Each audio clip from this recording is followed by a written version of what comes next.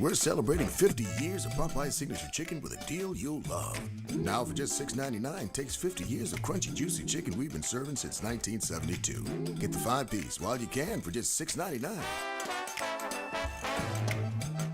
We're gonna get picked. I can feel it in my bones. We have bones? When I was a youngster, your lucky number stayed the same for life. That's like so hashtag old school and OMG TTYL LOL weird.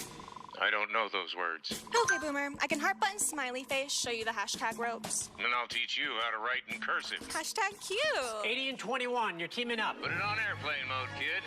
It's showtime. Hashtag besties. Keno, your numbers are waiting. At Buckley, Wynn & Parisi, we do things differently. Every single case we take is personally handled by a senior partner. That's from start to finish. You meet with that partner, you talk to that partner. We believe that the best way to do our job is direct partner involvement in every file. We are Buckley, Wynn & Parisi, and we are here for you and your family. Fireworks are flying with grand opening savings at Metro Mattress. Now open in Newington, Manchester, and Greenwich. Save up to $500 on select Tempur-Pedic adjustable sets. Get up to a 75-inch smart TV or an outdoor theater bundle with purchase of Chatham & Wells sets. Purchase a spring air back supporter set and get a 50-inch 4K smart TV or an outdoor pizza oven. The name families have trusted for over 45 years. Metro Mattress. Metro Mattress, the sleep superstore. What should we do? I'm going to cashnetusa.com. I can apply in minutes, and if approved, we can have the money as soon as the same business day. Go to cashnetusa.com to apply for the money you need. Welcome back to The Real Story. My next guest is the top law officer of the state of Connecticut, and he's here to comment on a number of issues at a time when the top court in the country has made some history making decisions. I want to welcome State Attorney General William Tong. William, thanks so much for joining us. Appreciate it. Hey, Matt. Thanks for having me. All right, so let's dive right in here. I first want to talk about Roe v. Wade. The highest court in the land, as you know, has decided to throw out 30 years of legal precedent here. Abortion is still legal in Connecticut, but we are now one federal law away from a total abortion ban. You are the chief law officer of the state. So my question is, if and when that day comes where you have to defend this here in Connecticut, can you do anything to stop it? What are the legal tools in your toolbox? Yes, we'll do everything we can to stop any further encroachments on Connecticut, on reproductive health care and freedom here in Connecticut, and the right to choose and the right to an abortion. It is firmly ensconced here in the state of Connecticut, and I have no doubt that we'll be very successful against any challenge. But if Congress, in the next session of Congress, if we have new control of Congress and the Republicans in Congress think that they can outlaw abortion on a national basis, I will be the first to sue. And as a result of Roe getting overturned and as a result of new state law, Connecticut now seems poised to receive an influx of out-of-state patients and practitioners. If those people face charges in another state, are we talking essentially about offering them sanctuary here in Connecticut? Well, we're not going to extradite them, and we're not going to charge them with crimes here in Connecticut for actions that are not crimes in Connecticut. And if anyone from Texas or Missouri or Arkansas or any other state tries to come into Connecticut to go after people in Connecticut, we will stop them. You know, at the end of the day, let's put the law and the politics and all the debate to the side. At the end of the day, this is a public safety issue.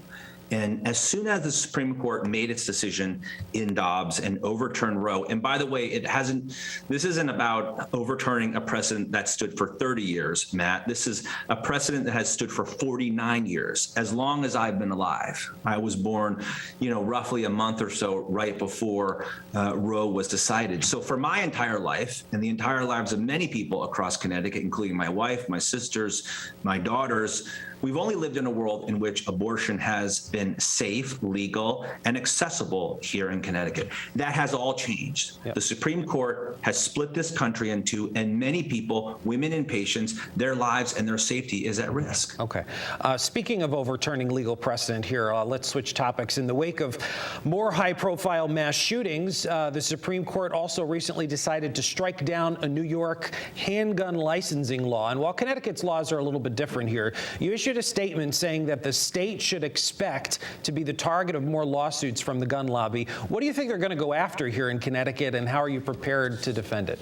Yeah, the court's decision in Bruin was really so much worse than a punch in the gut.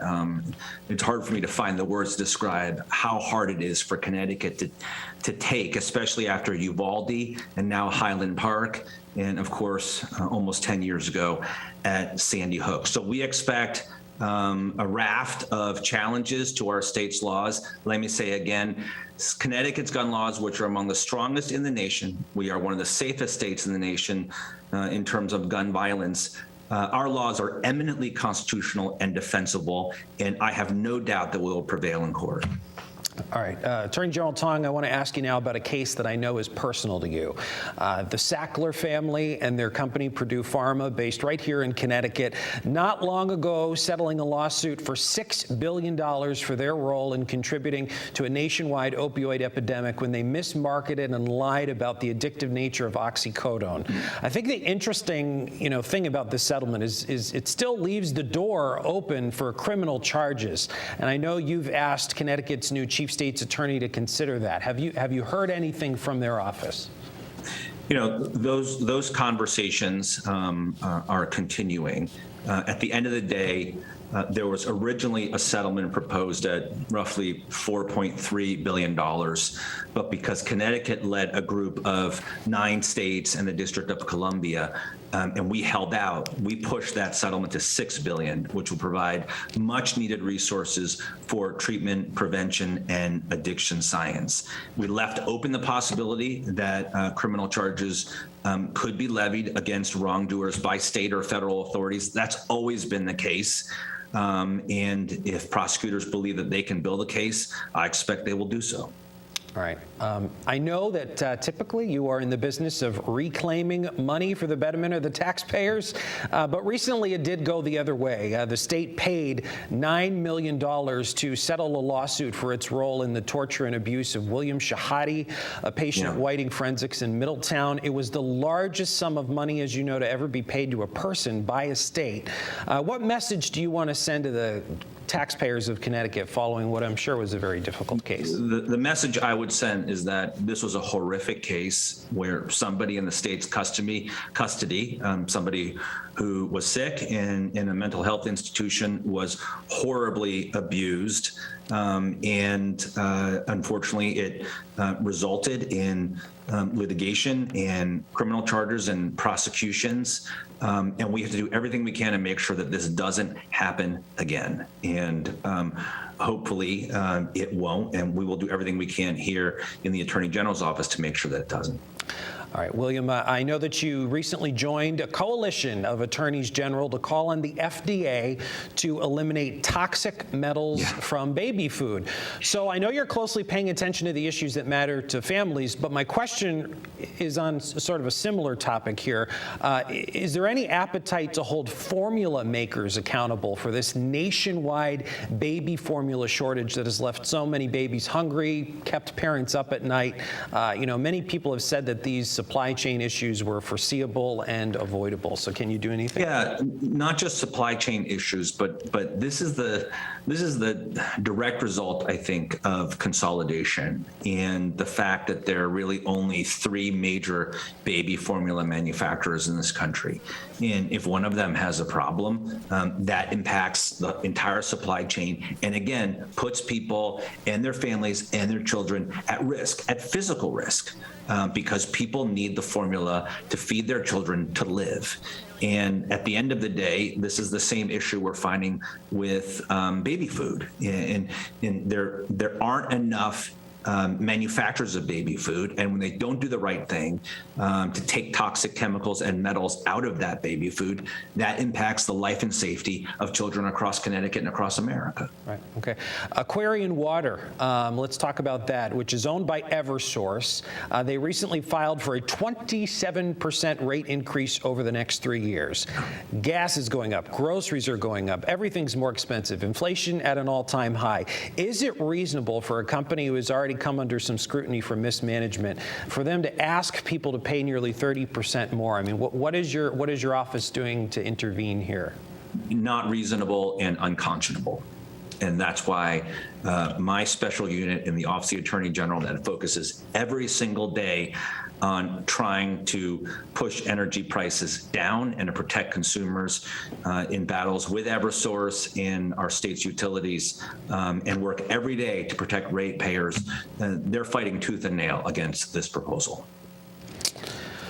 William, your office also recently announced a $3 million settlement for utility customers of a third-party electric supplier called Public Power.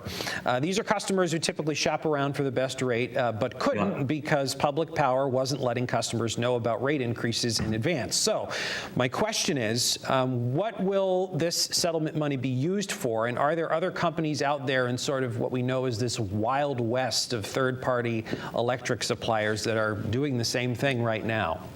Yeah, you called it the Wild West. That's why I've long been a critic of the quote unquote competitive electric supply market, because what we've seen, unfortunately, is a lot of misconduct, a lot of bad actors, people telling people, or companies telling people that they're going to save money when they don't, and enticing them with teaser rates that then turn into rates that end up being higher sometimes than standard service offered by your local utility like Eversource or United Illuminating.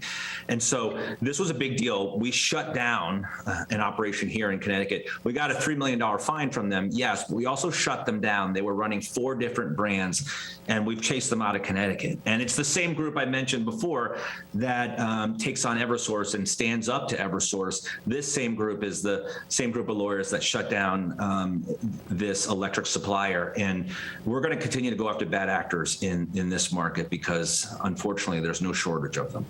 All right, I want to ask you about Wyndham Hospital now, which is operated by Hartford Healthcare. They recently filed a petition to permanently close their birthing center. The State Office of Health Strategy recently issued an initial decision denying that request. You hailed it as a victory, but Hartford Healthcare said, and I quote, "After years of declining births and recruitment challenges, it has become impossible to provide a safe, quality childbirth experience." So why are we pushing to keep a wing at a hospital open when the hospital operator is saying that it won't be safe to do that?